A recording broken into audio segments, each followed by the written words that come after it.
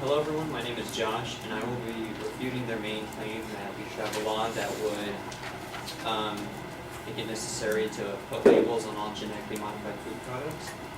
And I will be working with the workability and disadvantages of their argument.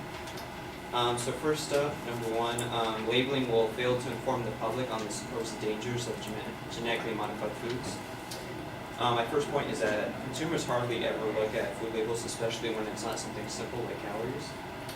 According to the University of Minnesota, only 9% looked at calorie count for almost all items in food experiment, and only 1% looked at all the other components, including fat, trans fat, and other things on the label. Also, most people already eat GMOs safely and don't even realize it yet. According to the U.S. Department of Agriculture, in 2012, 88% of corn and 94% of soy grown in the United States were genetically modified.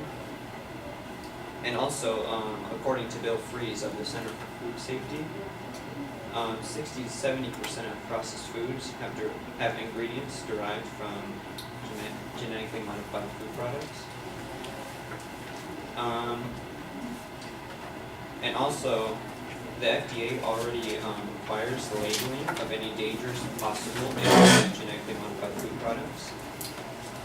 According to Dr. Byrne of Colorado State University, the FDA does require labels in cases where a GMO food has altered allergenic, toxic, or nutritional properties compared to the conventional counterpart.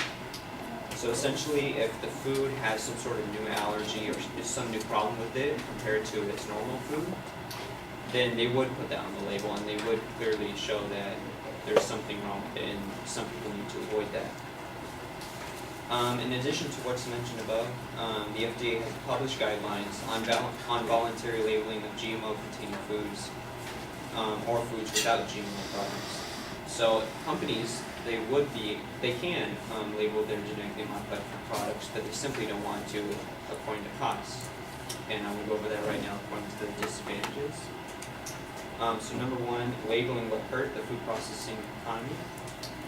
According to Dr. Byrne of the University of Colorado State, although there are many uncertainties about the cost of labeling, there would certainly be some increased costs involved due to the need for testing and segregation of products. The cost would be imposed on the whole food system, not just those concerned about the issue. The U.S. food system infrastructure is currently not capable of segregating GMO and non-GMO ingredients and products. So basically, if we were to have to force labels on the GMO products, the whole process farmers have right now would be messed up because they would have to separate the foods and keep track of which foods are which of the entire process and make sure that the GMOs are not contaminated throughout any time, and that would impose a large cost upon farmers. Also, it would discourage investment within the food industry.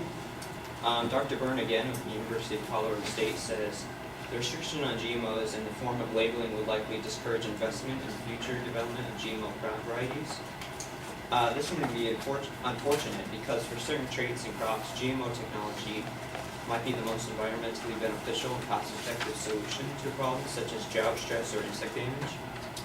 This is because as it is now, a lot of GMOs are not just made to give bigger crops or anything like that, but also to help fight against herbicides or insecticides. And so this would help farmers because it would decrease cost. It would decrease cost because they don't have to use as much insecticide or herbicide anymore, and it will also help the local environment.